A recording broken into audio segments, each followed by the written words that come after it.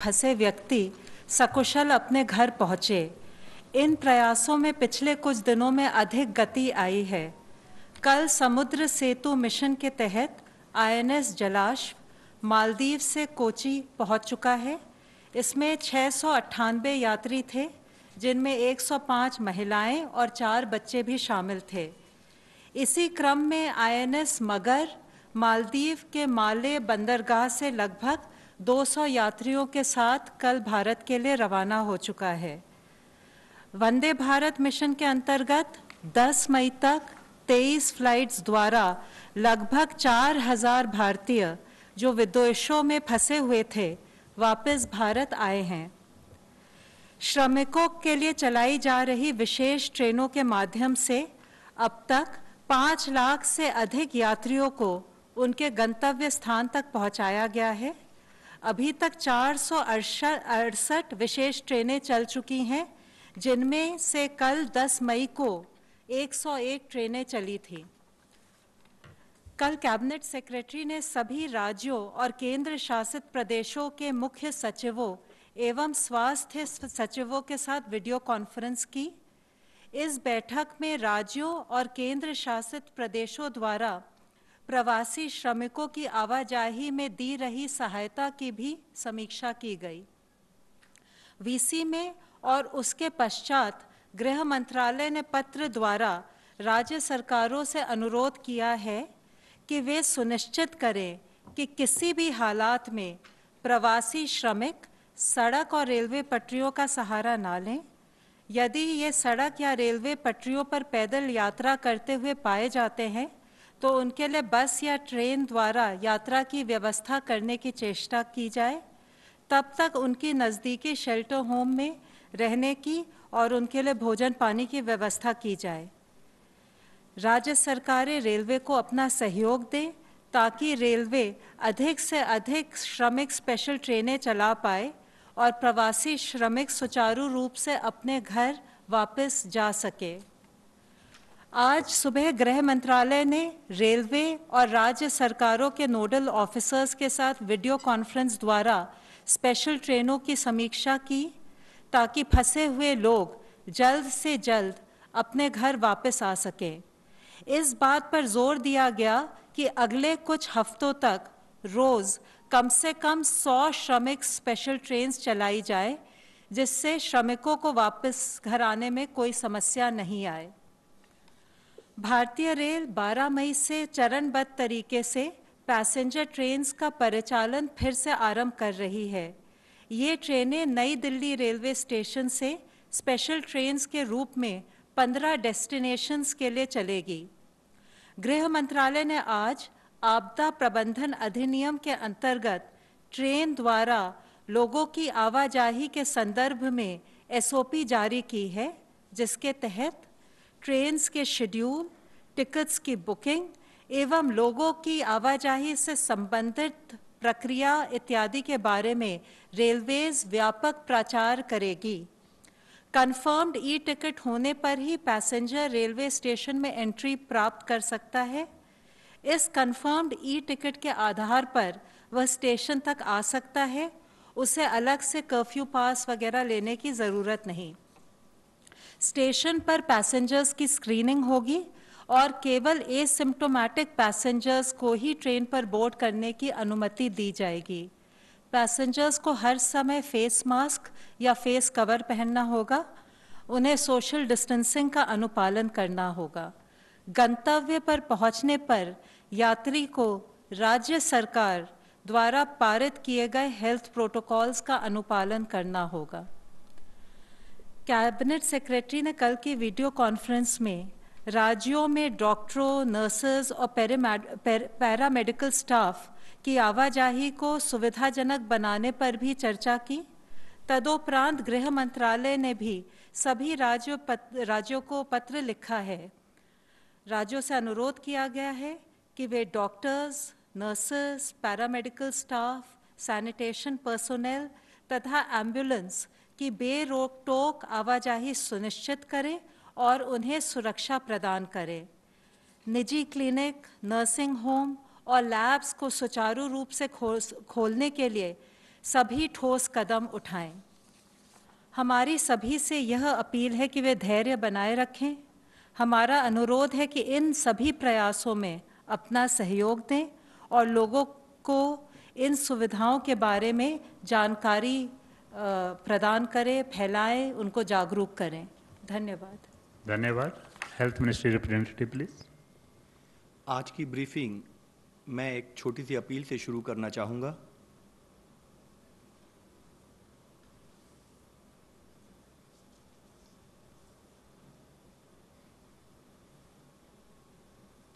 चलिए फिर से बच्चे बन जाते हैं। बच्चों और बचपन से हमें बहुत कुछ सीखना है। याद है जब बचपन में हमें खांसी बुखार हो जाता था, बदन दुखता था तो हम रोते हुए माँ के पास जाते थे और उन्हें अपनी तकलीफ बताते थे।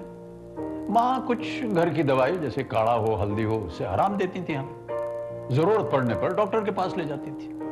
अब कुछ दिनों बाद हम खेलने कूदने लग जाते। बच्चों और बचपन से आज कोरोना की इस लड़ाई में हमें फिर से यही है, जब बचपन में हमें खांसी बुखार अपनी तकलीफ को अपनों को बताता था तो हम रोते हुए माँ के पास जाते थे और उन्हें अपनी तकलीफ बताते थे। माँ कुछ घर की दवाई जैसे काढ़ा हो, हल्दी हो, उससे आराम देती थी। हमें जरूरत पड़ने पर डॉक्टर के पास ले जाती थी। अब कुछ दिनों बाद हम खेलने कूदने लग जाते थे। आज कोरोना की इस लड़ाई में हमें फिर से यही करना है, अपनी तकलीफ को अपनों को बताना है, राहत पाना है, इलाज कराना है, खेलना कूदना है, जीतना है। इसी में सबकी भलाई है।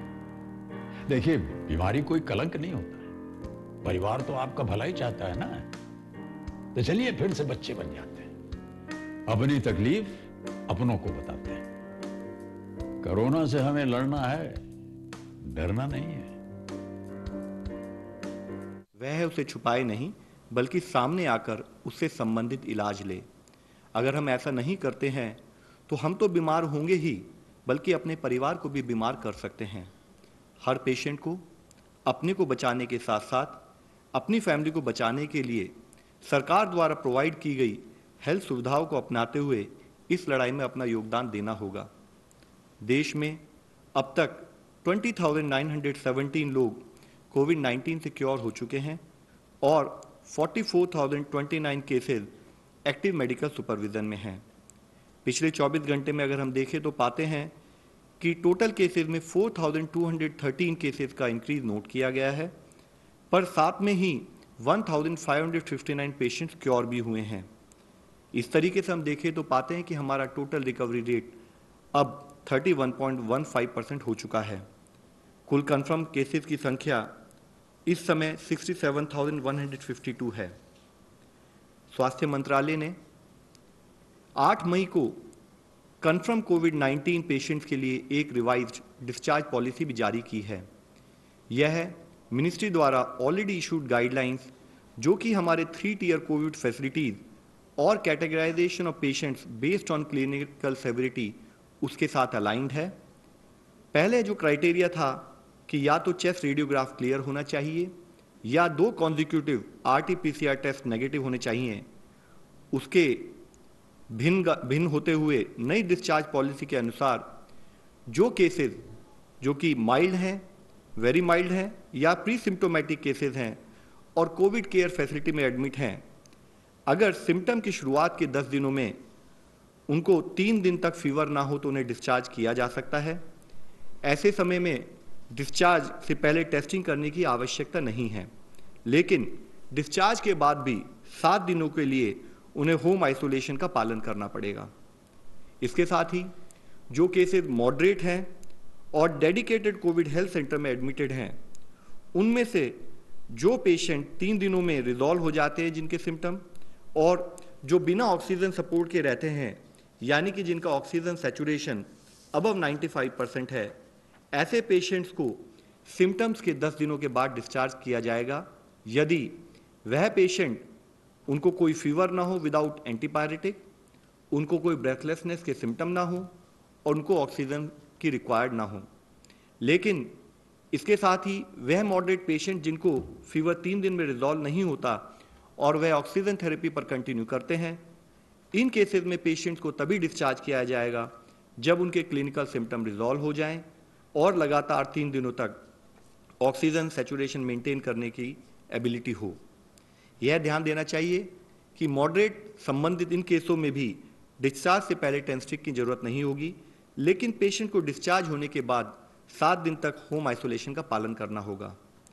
इसके साथ ही सीवियर केसेस और साथ में केसेस जो कि इम्यूनो कॉम्प्रोमाइज्ड हैं, जैसे कि HIV patients, transplant recipients, malignancy etcetera, ऐसे पेशेंट्स को तभी डिस्चार्ज किया जाएगा जब या तो वह क्लिनिकली रिकवर हो जाएं या उनके पेशेंट्स को RT-PCR के द्वारा नेगेटिव घोषित किया जाए।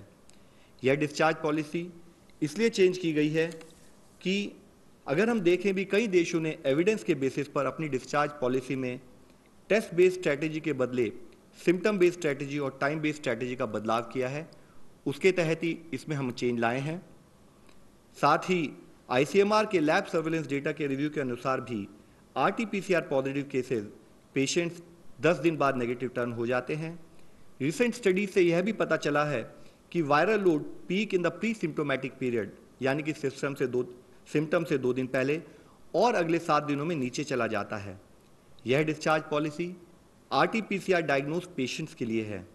यह जानना जरूरी है कि यह डिस्चार्ज पॉलिसी होम और फैसिलिटी क्वारंटाइन पेशेंट्स के लिए नहीं है, क्योंकि क्वारंटाइन एसिम्टोमेटिक और हेल्दी पर्सन्स के लिए है जो वायरस से एक्सपोज हैं लेकिन उन्हें कोई सिम्टम नहीं दिखता है। हाउएवर, क्वारंटाइन फैसिलिटी पर उनका स्टे 5 मई को जारी मिनिस्ट्री ऑफ होम अफेयर्स की गाइडलाइंस के तहत लास्ट एक्सपोजर से 14 दिन तक रहेगा और डिस्चार्ज पॉलिसी से संबंधित एक फ्रीक्वेंटली आस्क्ड क्वेश्चन भी गवर्नमेंट ऑफ इंडिया के वेबसाइट पर उपलब्ध किए गए हैं। इसी संदर्भ में मिनिस्ट्री ऑफ हेल्थ ने home isolation of very mild और प्री सिम्टोमेटिक कोविड-19 केसेस के लिए भी एक रिवाइज गाइडलाइन जारी की है, जिसके अनुसार वेरी माइल्ड और प्री सिम्टोमेटिक कोविड-19 केसेस के लिए होम आइसोलेशन पीरियड समाप्त होने के बाद टेस्टिंग की कोई आवश्यकता नहीं है।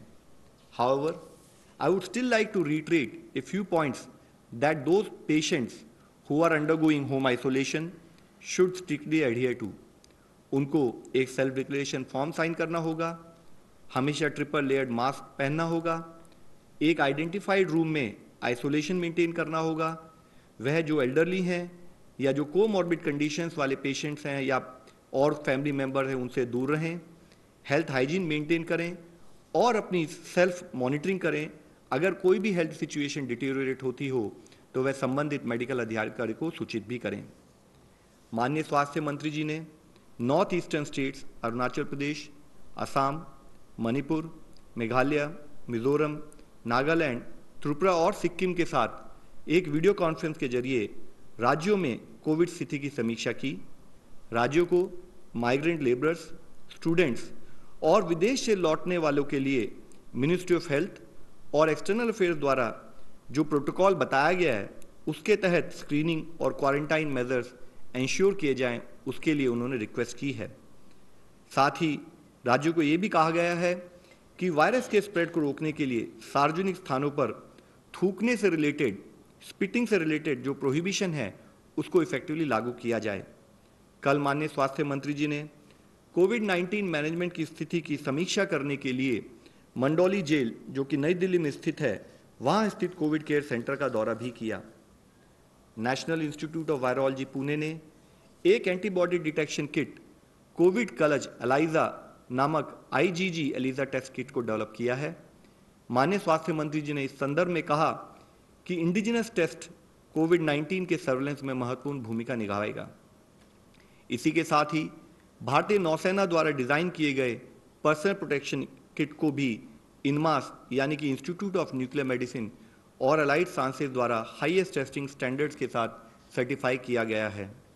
डिपार्टमेंट ऑफ बायोटेक्नोलॉजी और biotechnology industry research assistance council ने वैक्सीन्स, डायग्नोस्टिक्स, थेरेप्यूटिक्स और अदर टेक्नोलॉजी से संबंधित 70 प्रपोजल को भी शॉर्टलिस्ट करके फंडिंग के लिए सेलेक्ट किया है।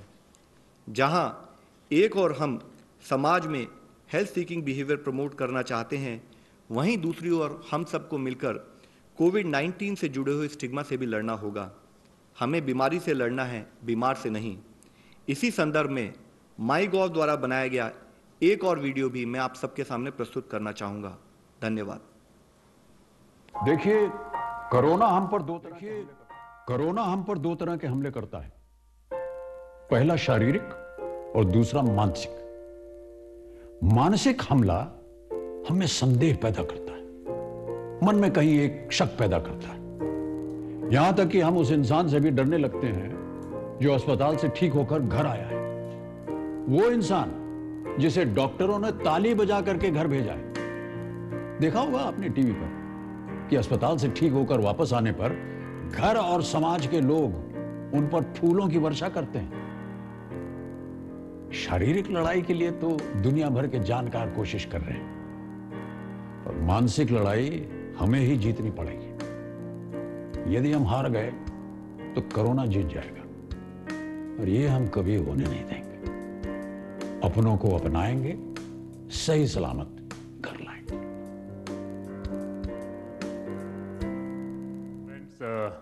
Empowered group 9 chairman is with us. मैं रिक्वेस्ट करूंगा कि वो अपने ग्रुप के बारे में थोड़ा ब्रीफिंग दें, please. I am Ajay Sahni, chairman of the empowered group 9। Empowered group 9 को जो रिस्पॉन्सिबिलिटी दिया गया है वो है technology and data management for this combating this crisis. उसके तहत इस ग्रुप ने 6 मेजर प्रिंसिपल्स लेकर आगे काम शुरू किया। इसमें पूरा जो हमारा सैंपल कलेक्शन से लेकर testing, ICMR, NCDC, ministries, citizens जिनको की कुछ सुविधाएं उपलब्ध करनी हैं, इंडस्ट्री और पब्लिक को, कमर्शियल एंटिटीज़ को और स्टेट गवर्नमेंट्स को, जो लोग फील्ड में काम कर रहे हैं उनको किस तरह की डेटा और उस तरह से सुविधाएं उपलब्ध कराई जाएं, उसमें काम शुरू किया। और उसमें एक सबसे पहला काम ये रखा कि सिटीजन्स के लिए किस तरह का टूल डिप्लॉय किया जाए, जो कि आरोग्य सेतु के रूप में उभर के आया, और उस पर मैं आगे चर्चा करूंगा। उसके बाद डेटा अवेलेबिलिटी जो कि टेस्टिंग से रिलेटेड है, ICMR, NCDC और स्टेट्स में, उसका फ्लो कैसे बनाया जाए, उसमें मदद करने की कोशिश की। उसके अलावा जो स्मार्टफोन्स के लिए तो आरोग्य सेतु ऐप आया, लेकिन जिनके पास स्मार्टफोन नहीं है, जिनके पास फीचर फ़ोन हैं या लैंडलाइन हैं, उनको किस तरह से मदद की जा सके उसकी भी चिंता की गई।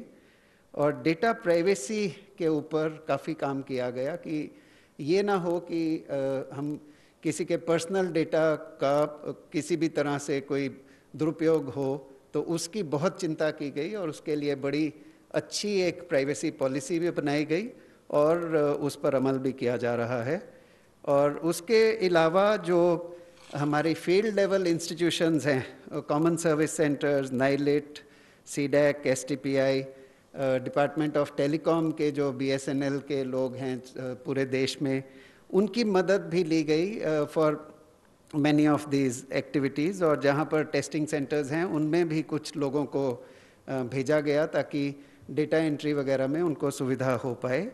और फाइनली जो इंडस्ट्री से और पब्लिक से, सिटीज़न से बहुत सारे सुझाव आए, बहुत सारे सॉल्यूशंस लोगों ने सजेस्ट किए, उनको भी ठीक जहां हम उसको उस पर अमल कर सकते हैं या उसका इस्तेमाल कर सकते हैं वो हमने किया, और जहां वो किसी और ग्रुप के लिए यूज़फुल है तो उनको, उस ग्रुप को हमने इस तरह की सॉल्यूशंस और सजेशंस भेजे।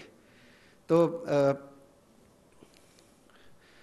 ओवरऑल जो उसका एक ओवरऑल फ्लो है, उसमें सबसे इम्पोर्टेंट रोल है स्पेशल सर्वेलेंस सिस्टम का, जो कि हेल्थ डिपार्टमेंट का बनाया हुआ एक टूल सेट है, जिसमें कि स्टेट्स को, डिस्ट्रिक्ट्स को, डिस्ट्रिक्ट के अधिकारियों को, डिस्ट्रिक्ट सर्वेलेंस ऑफिसर को हर तरह की इंफॉर्मेशन और सुविधा उपलब्ध कराई जाती है। उसको स्ट्रेंथन करने के लिए शुरू हमारा काम हुआ कि जहाँ सैंपल कलेक्शन होता है और टेस्टिंग होता है, उसकी ऐप्स बनाई गई। RT-PCR टेस्ट के लिए एक ऐप बनाई गई और एंटीबॉडी टेस्ट के लिए एक और ऐप बनाई गई।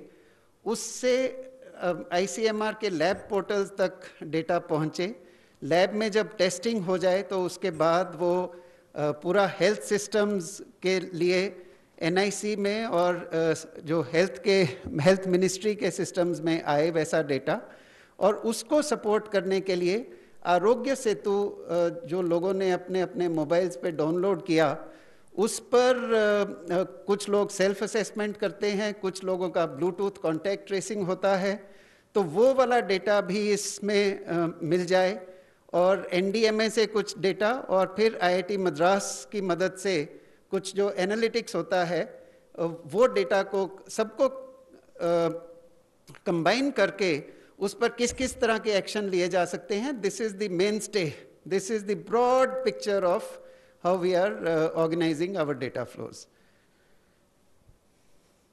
इसमें आरोग्य सेतु का सबसे ज़्यादा महत्व है. इसमें जो भारत की लड़ाई है कोविड-19 से, उसमें आरोग्य सेतु ने बहुत बड़ा योगदान दिया है और आगे भी चलकर देगा. इसको एक ऐप के रूप में रिलीज़ किया गया, और इसका सबसे ज़रूरी पहलू है कि इसमें ब्लूटूथ के ज़रिए वो एक जिसको ज़्यादा रिस्क हो, having come close to any infected person, उन लोगों को अलर्ट करना और हेल्थ सिस्टम को अलर्ट करना कि उनकी क्या मदद की जाए, ये उसके लिए बहुत ज़रूरी है. उसके अलावा ये जो भी इसको इस्तेमाल करता है, जो भी इसको डाउनलोड करता है, उनको एक सुविधा दी जाती है कि वो अपना सेल्फ असेसमेंट करें, और सेल्फ असेसमेंट कर कर उसमें बताएं कि क्या वो हेल्दी अभी हैं, उनको कोई दिक्कत नहीं है, या उनको खांसी या बुखार या ब्रेथलेसनेस की तकलीफ़ है, या उनकी कोई कॉम्बिनेशन की तकलीफ़ है. उसके अलावा अपनी उम्र बताएं, और अपना कोई अगर और हेल्थ का कुछ इशू है, डायबिटीज़ है या उस तरह के कोई इश्यूज़ हैं जिससे कि उनका रिस्क बढ़ता है, वो भी अपनी सेल्फ असेसमेंट में दें, और उसके द्वारा वो कुछ अगर मदद चाहते हैं तो वो मदद भी मांगने के लिए सामने आएँ. उसके अलावा हम जितने यूज़र्स हैं उनको ये भी मौका देते हैं कि वो अगर वॉलंटियर करने को तैयार हैं आगे चलकर, तो उसके लिए भी अगर सामने आना चाहते हैं तो वो भी अपनी तरफ से बता पाएँ.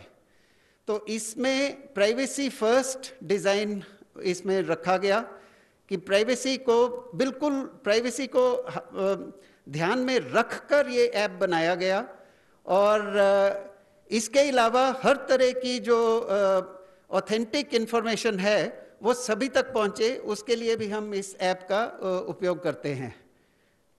और ये शुरू में ही 11 लैंग्वेजेस में भारत में रिलीज़ किया गया, और अब इसमें एक 12वीं लैंग्वेज भी, असमीज़ लैंग्वेज में भी इसको ऐड किया गया है. और इसमें एक बात अभी तक जो ऑलमोस्ट जो दुनिया में रिकॉर्ड बना, वो था जब 5 करोड़ यूज़र्स इसमें आए, और उस वक्त ये दुनिया का सबसे तेज़ी से 5 करोड़ यूज़र्स तक पहुंचने वाला ऐप बना. अब इसमें 9.8 करोड़ लोग इसमें ऑलरेडी आ चुके हैं, और कुछ ही देर में ये शायद 10 करोड़ यूज़र्स तक भी पहुंचेगा.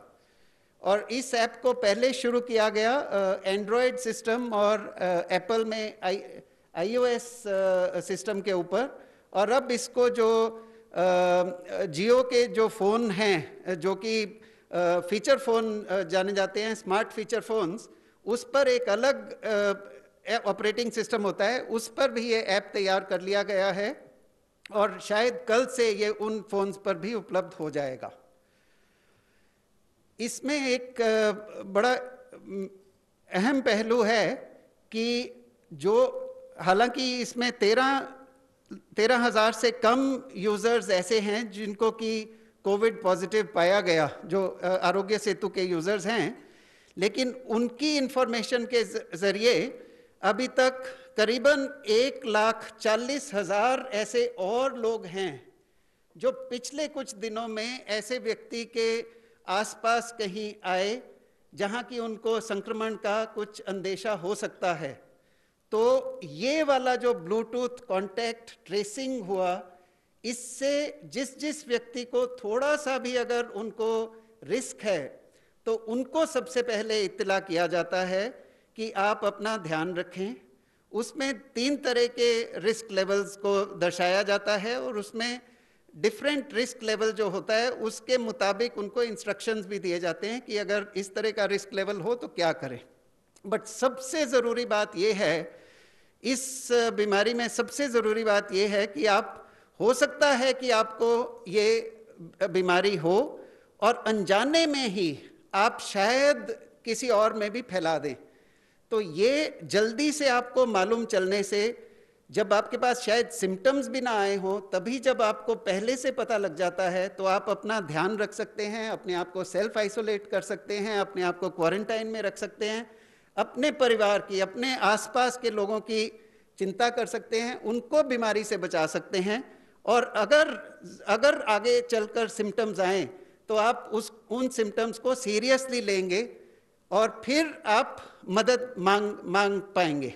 तो ये बहुत ही ज़रूरी पहलू है जो कि बिना टेक्नोलॉजी के उपयोग के इसको बिल्कुल हासिल नहीं किया जा सकता। ये सिर्फ टेक्नोलॉजी उपयोग करने से इस तरह का जल्दी अलर्ट का सिस्टम हम कर पाए हैं।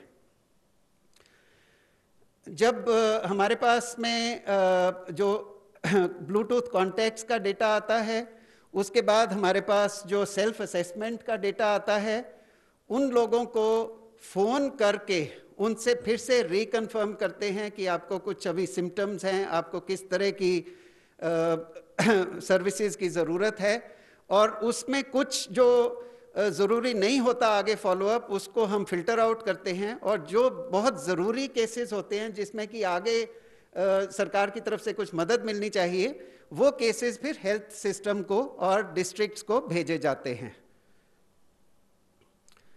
एक और बहुत इम्पॉर्टेंट आउटकम और आउटपुट इस सिस्टम से निकल रहा है, ये ऐसा है कि जो लोग कंफर्म हुए पॉजिटिव हैं, उनका पिछले 15 दिन कहाँ कहाँ पर मूवमेंट रहा, उस मूवमेंट का डेटा कंबाइन करते हैं सेल्फ असेसमेंट के डेटा से कि कोई व्यक्ति अगर पॉजिटिव पाया गया, वो पिछले 15 दिन कहाँ पर था, जहाँ हो सकता है कि वो इन्फेक्शियस उस स्टेज में थे और उसकी वजह से हो सकता है कि उस एरिया में इन्फेक्शन फैलने का एक अंदेशा हो। उसको हम कंबाइन करते हैं उस डेटा से जो लोगों ने खुद बताया कि उनको खांसी या बुखार या ब्रेथलेसनेस की दिक्कत आ रही है।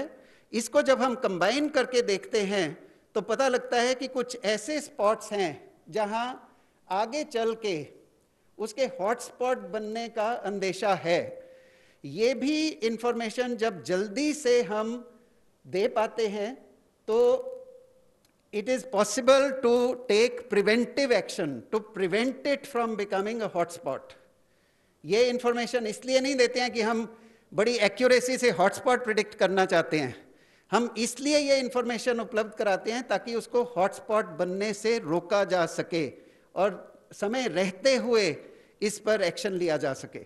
और ये इंफॉर्मेशन पिन कोड लेवल पर या सब पोस्ट ऑफिस लेवल तक हम इस तरह की इंफॉर्मेशन जनरेट कर पाते हैं।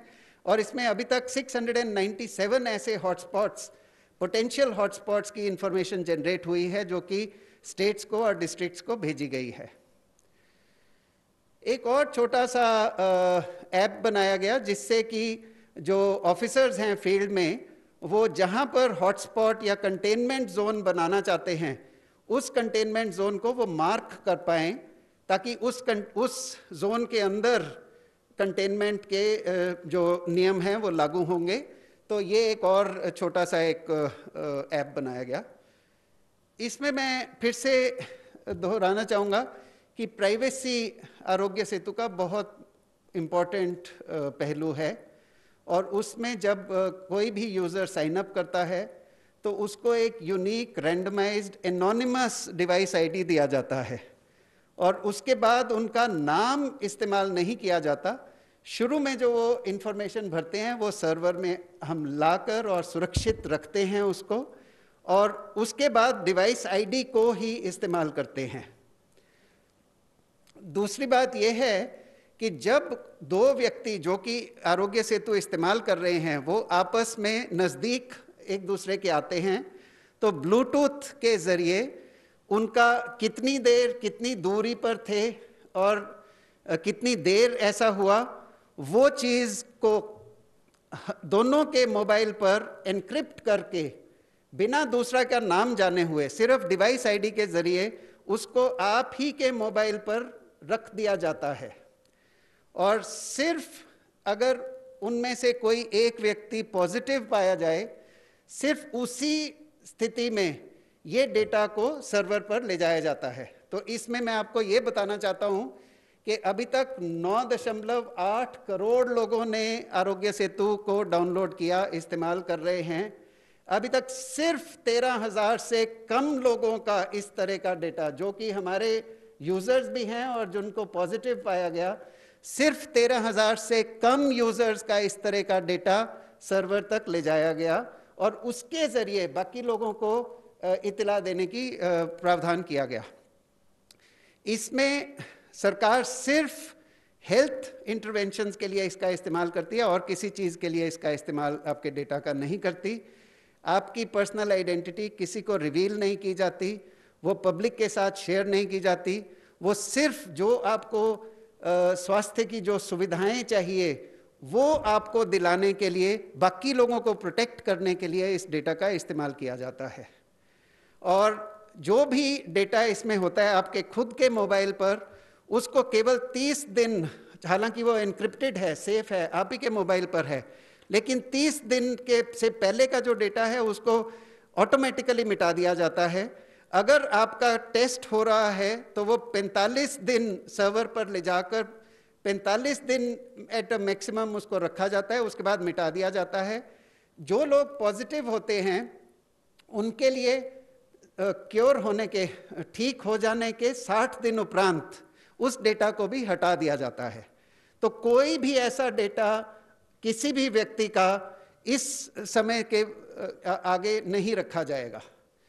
और लोकेशन डेटा इस्तेमाल किया जाता है ताकि वो कोई एरिया में अगर संक्रमण का एक रिस्क हो तो उस एरिया के लिए जो एडमिनिस्ट्रेशन की तरफ से, हेल्थ डिपार्टमेंट की तरफ से कार्रवाई की जा सके और बाकी लोगों को संक्रमित होने से प्रोटेक्ट किया जा सके।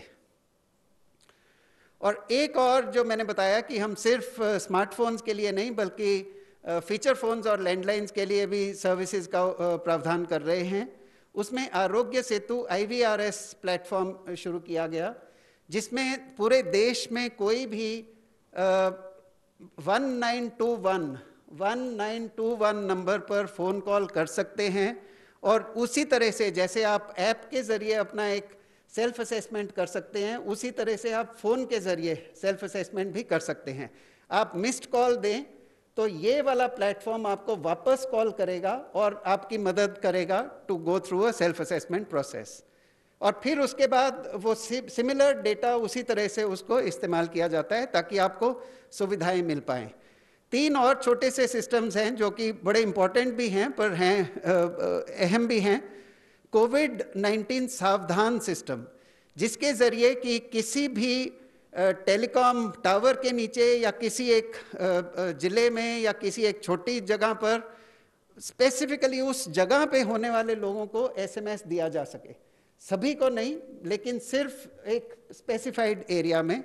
दूसरा है क्वारंटाइन अलर्ट सिस्टम, जिससे कि जिन लोगों को क्वारंटाइन की सलाह दी गई उसका मॉनिटरिंग थोड़ा सा रख सकें, उनकी भी मदद कर सकें और बाकी लोगों की भी मदद कर सकें। और तीसरा है जो कि लोग माइग्रेशन जहां होता है तो जिस स्टेट में वो जाते हैं, जिस जगह पे वो जाते हैं, उनको भी इत्तला मिले कि यहाँ पर इस जगह से इतने लोग आए, ताकि वो भी आगे उसका इंतज़ाम कर सकें।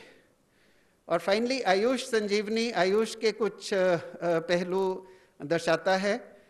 इसके अलावा आरोग्य सेतु की प्रमोशनल एक्टिविटीज़ बहुत तरह की गई और आज के लिए आई थिंक मैं इतना ही बताना चाहूँगा। धन्यवाद। धन्यवाद। पहले हम ऑनलाइन क्वेश्चन लेते हैं। There are some media reports today that religion-based mapping is being done. Is there any truth, Mr. Agarwal, in this? Sir, ऐसी कोई भी न्यूज़ है वह नितांत अनुचित है. It is a very irresponsible news. माननीय सुप्रीम कोर्ट ने क्लियरली कहा है कि कोई भी फेक न्यूज़ पब्लिश ना की जाए, प्रॉपरली फैक्ट्स चेक करते हुए न्यूज़ को पब्लिश किया जाए.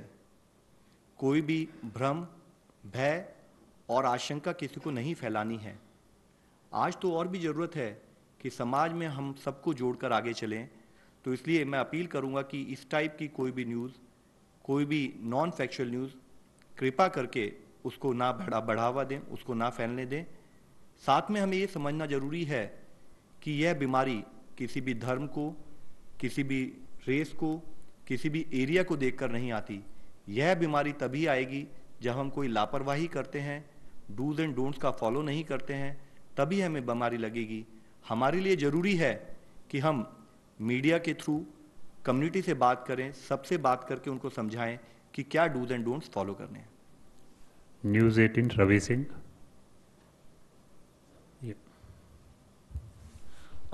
लव जी से सवाल है मेरा कि एक एंटीबॉडी टेस्टिंग किट जो भारत में बनाई गई है अपनी खुद की, उसकी क्या डिटेल है और कब तक वो वर्किंग में हो जाएगा? सर, जैसे कि मैंने आपको बताया कि एक ELISA based antibody testing kit जो हमारी NIV पुणे ने बनाई है, उसको वैलिडेट भी किया है. उसकी अगर डिटेल देखें तो उसकी स्पेसिफिसिटी, जिसको कि हम बोलते हैं कि ट्रू नेगेटिव रेट आइडेंटिफिकेशन, कि कितने प्रोपोर्शन में नेगेटिव को उन्होंने आइडेंटिफाई किया है, 97% है. उसकी सेंसिटिविटी 92% है. तो यह किट अब हम इसको प्रोडक्शन में लाते हुए जल्दी ही इसके द्वारा, जो हमारा इससे पहले हमने बात की है कि हम एपिडेमियोलॉजिकल इन्वेस्टिगेशन और सर्वेलेंस के लिए इसको इस्तेमाल करना चाहेंगे. Mister Madhurendra, news nation. Sir, जैसा कि लगातार केसेस बढ़ते जा रहे हैं और हम इस स्तर तक आ पहुंचे हैं जहां कंडीशंस अलार्मिंग दिखाई दे रही है कई खास पॉकेट्स में जहां से ज़्यादा से ज़्यादा केसेस रिपोर्ट हो रहे हैं. क्या कोई सुपर स्प्रेडर्स भी मार्क किया गया है जिसके ज़रिए इस बीमारी के फैलने का खतरा ज़्यादा है और उस बाबत कुछ गाइडलाइंस भी क्या तय किए गए हैं? MHA से एक सवाल मेरा सिर्फ इतना है कि जो लोग ट्रेन से सफ़र करके अपने इलाकों में जाएंगे, क्या उनको भी क्वारंटाइन किया जाएगा? क्या उनके क्वारंटाइन की व्यवस्था की गई है? उस बारे में थोड़ी क्लैरिटी दे दें. सर देखिए, जैसे कुछ भी अगर किसी पर्टिकुलर पॉकेट्स में हमें ज़्यादा केसेस हम देखते हैं तो वहाँ हमारा हमेशा से एफर्ट रहता है कि जो हमारी कंटेनमेंट पॉलिसी है उसको उतने ही सुदृढ़ तरीके से उसको वहाँ पर इम्प्लीमेंट किया जाए. ज़रूरी है कि जहाँ पर भी केसेस आएँ वहाँ हम एक प्रॉपर कंटेनमेंट जोन डिफाइन करें, स्ट्रिक्ट पेरीमीटर कंट्रोल करें और वहाँ पर बाद में स्पेशल टीम्स के द्वारा हाउस टू हाउस सर्वे करते हुए कोई भी हमारे फीवर, कफ और ब्रेथलेसनेस रिलेटेड इश्यूज हैं, कोई भी ऐसे केसेस उनको अर्ली आइडेंटिफिकेशन करें.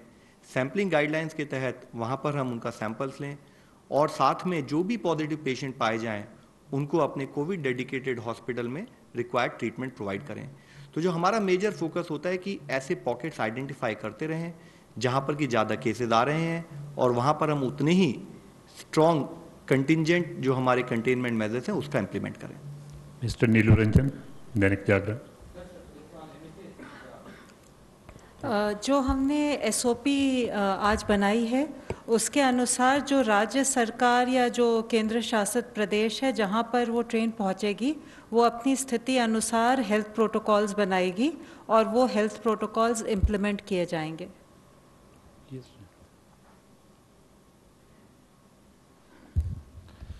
सर, आरोग्य सेतु को आप बता रहे हैं कि बिल्कुल सुरक्षित है, लेकिन जो कुछ हैकर्स हैं, जो इथिकल हैकर्स हैं, वो तो लगातार इस पे क्वेश्चन उठा रहे हैं और कह रहे हैं कि डाटा कहीं से सुरक्षित नहीं है और कम से कम सरकार के पास है तो सरकार तो उस डाटा का यूज कर ही सकती है.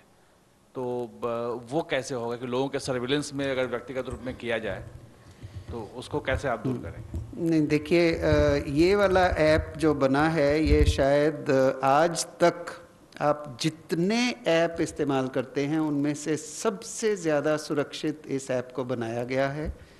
जैसा कि मैंने बताया आपको कि 9.8 करोड़ लोग इसके यूज़र्स हैं आज के दिन, और उनमें से जो पॉजिटिव पाए गए वो 13,000 से कम इस वक्त हमारे एक्टिव यूज़र्स हैं आरोग्य सेतु ऐप के। उनका ब्लूटूथ कॉन्टैक्ट डेटा, उनका जीपीएस डेटा कि वो पिछले 15 दिन में कहाँ थे, वो डेटा को लेकर और उसके बेसिस पर बाकी सबको इसका अलर्ट किया जा रहा है। बाकी का डेटा आप ही के फ़ोन पर सुरक्षित है, सुरक्षित रहेगा। और उसके बाद भी जिनका डेटा किसी वजह से, ये जो 13,000 लोग हैं उनका डेटा जब लिया गया, वो वाला डेटा भी उनके ठीक होने के 60 दिन के बाद वो भी पूरा का पूरा डेटा मिटा दिया जाएगा। तो इसमें कोई भी वो पॉसिबिलिटी नहीं बचती कि कोई हम सर्वेलेंस करें या उस तरह का किसी भी तरह से इसका दुरुपयोग करें। ये प्राइवेसी पॉलिसी बड़ी क्लियरली दी गई है, ऐप में दी गई है, माईगॉव पे दी गई है और सारी दुनिया में इसकी चर्चा भी है। तो इसमें निश्चिंत रहिए कि ये बहुत ही सिक्योर ऐप है, ये बहुत ही प्राइवेसी के लिए इसको बनाया गया है, प्राइवेसी भंग ना हो उसके लिए इसको बनाया गया है, और सिर्फ और लोगों को बीमारी से बचाने के लिए, उस एरिया को हॉटस्पॉट बनने से बचाने के लिए इस तरह की इंफॉर्मेशन का इस्तेमाल किया जाता है, जो कि बहुत ही उचित और बहुत ही ज़रूरी काम है अगर हमने इस पेंडेमिक से लड़ाई करनी है। Thank you. Please give some details on the specifications and sensitivity of the new ELISA test. Sir, I just explained, specificity of the new ELISA test is 97%, sensitivity is 92%. Okay. Kundan Kumar TV9 वार्ता। Love sir, मेरा सवाल आपसे है, कई सारी जगहों पे ऐसी बात की जाती है कि जहाँ सेंट्रलाइज्ड एसी होता है वहाँ पे संक्रमण का खतरा ज़्यादा है। ऐसे में जो ट्रेनें कल से चलाई जा रही है, खास करके एसी स्पेशल ट्रेनें हैं, क्या हम इस बात से इनकार किया जा सकता है कि उसमें संक्रमण का खतरा उस तरह से नहीं होगा? और एक सवाल मैम पुण्य मैम आपसे भी है कि मैम राज्य सरकारों की ओर से जो यातायात की सुविधा है वो बहुत अभी तक दुरुस्त नहीं हो पाई है। ऐसे में जो व्यक्ति किसी स्टेशन पे पहुंच रहा है वहां से वो अपने घर तक कैसे जाएगा, इसकी क्या कोई खास व्यवस्था हुई है? सर, सेंट्रलाइज्ड एसी इस्तेमाल किया जा सकता है, लेकिन उसका इस्तेमाल करते समय फ्लो ऑफ एयर उसको मॉनिटर करने की ज़रूरत होती है, उसके तहत उसको इस्तेमाल किया जा सकता है। However it is also important कि अगर पर्टिकुलरली एरोसोल जनरेटेड कोई भी इशू अगर हम फील करते हैं तो अगर हम प्रिकॉशनरी वे में, तो हम अगर चाहें तो उसको सेंट्रलाइज एसी को इस्तेमाल किए बिना भी ट्रैवल कर सकते हैं। मिस्टर साहिल ANI, मैडम होम मिनिस्टर। जहाँ तक लोगों के वेहिकुलर मूवमेंट का इशू है, आई थिंक जो हमारी गाइडलाइंस निकली हैं वो काफ़ी क्लियर हैं कि ग्रीन जोन में, रेड जोन में urban areas, rural areas, orange zone में किस तरह की रेस्ट्रिक्शंस हैं। तो अगर वो जो सेफ्टी नॉर्म्स हैं रिगार्डिंग पर्सनल व्हीकल में ट्रैवल करने का या टू व्हीलर में ट्रैवल करने का या कैब, जहाँ पे कैब एग्रीगेटर सर्विसेज अलाउड, उसको फॉलो करते हुए लोग अपनी व्यवस्था कर सकते हैं। साहिल ANI। So my question is related to the ELISA kit.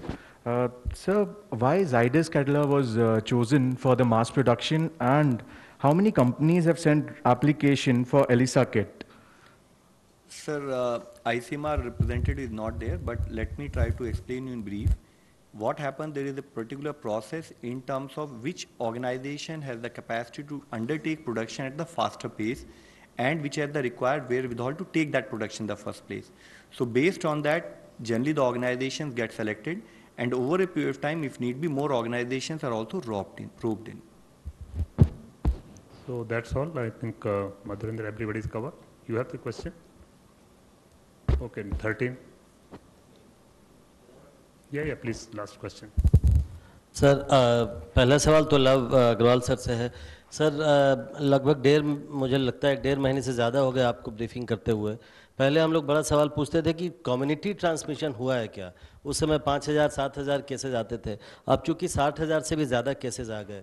आपको लगता है कि वो स्थिति अब भारत में आ गई है, क्योंकि वो वन ऑफ द फेजेज है, तो वो स्थिति क्या आ गई है? दूसरा मैम, चूंकि सब लोग ये सवाल पूछ रहे हैं, मान लीजिए दिल्ली से किसी को ट्रेन पकड़ना है कल, तो वो अपने घर से कैसे जाएगा? बस नहीं चल रही है, मेट्रो नहीं चल रही है, किसी के पास गाड़ी नहीं है, तो कैसे पहुंचेगा नई दिल्ली रेल स्टेशन? ये सवाल तो है मैम। सर, हमने कई बार इस विषय पे बातचीत की है। मैं फिर से वही बात आप लोगों की दृष्टि में लाना चाहूँगा कि हमारे यहाँ कुछ क्लस्टर्स पाए गए हैं और कुछ केसेस में, कुछ पर्टिकुलर लोकेशंस में हमारे यहाँ रिलेटिवली लार्ज आउटब्रेक भी नोटिस किया गया है। और उसी के तहत अगर आप याद करें तो डायरेक्टर एम्स ने भी बताया था कि अगर हम इनको ढंग से कंटेन नहीं करते हैं तो transmission rate will become higher. तो अभी हमारे लिए ज़रूरी है कि हम उसी स्टेज में मेंटेन रखते हुए अपने कंटेनमेंट एफर्ट्स पर फोकस करें और ये इंश्योर करें कि कम्युनिटी ट्रांसमिशन की स्टेज में ना जाए। जैसे हमने एसओपी, रेलवे की एसओपी में कहा है, उसको अलग से पास लेने की ज़रूरत नहीं है, पर हाँ, जिस प्रकार से हमारी गाइडलाइंस अलाउ करती हैं movement of vehicles in red zone, उस हिसाब से वो जा सकता है। Thank you very much.